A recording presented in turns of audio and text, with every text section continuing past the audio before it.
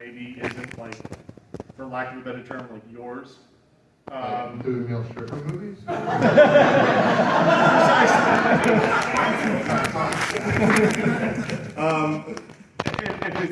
If it's an audience that maybe you're not as familiar with, as you're doing the creative work, is there a balance between just going with your gut and making the story or the experience that you know you want to make, and also consulting that audience to get to know them better?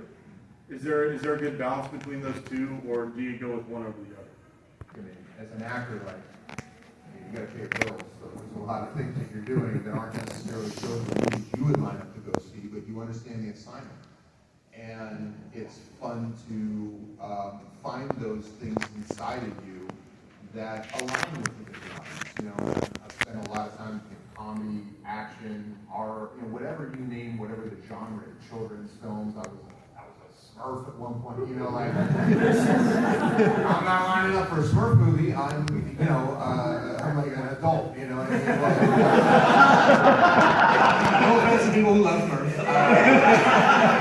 Wasn't on my list of must see, But I know what that is, and I can sit down and I can talk to a little kid about what's going on in their life.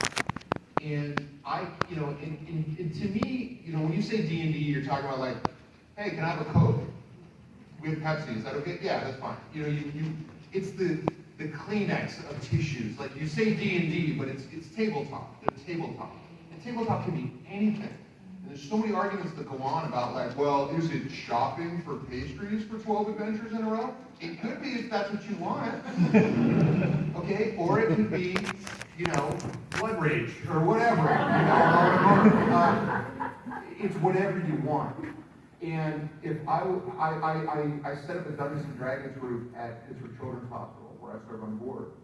And I thought, coming in here with these kids, and they have near-terminal illnesses, and they're coming in and spending time while they're getting their infusions, and I just thought, okay, we're gonna have a nice little adventure here for these kids. And no, they were like, I'm climbing the tree, I'm hacking his head off. They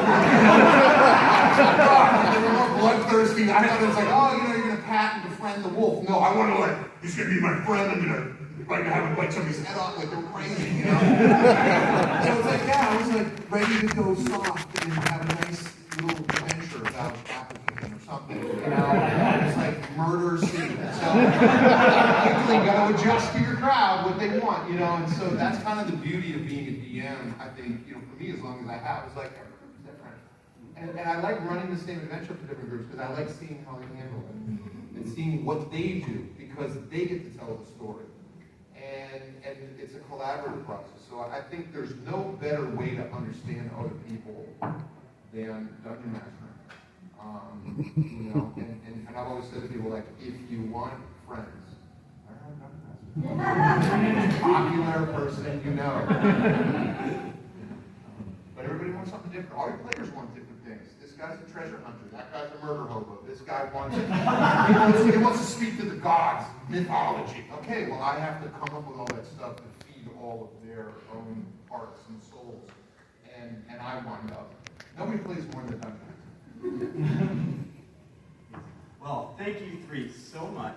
We are going to transition into assigning in just a moment. But before we do, I got to do a quick plug for something we just announced this morning.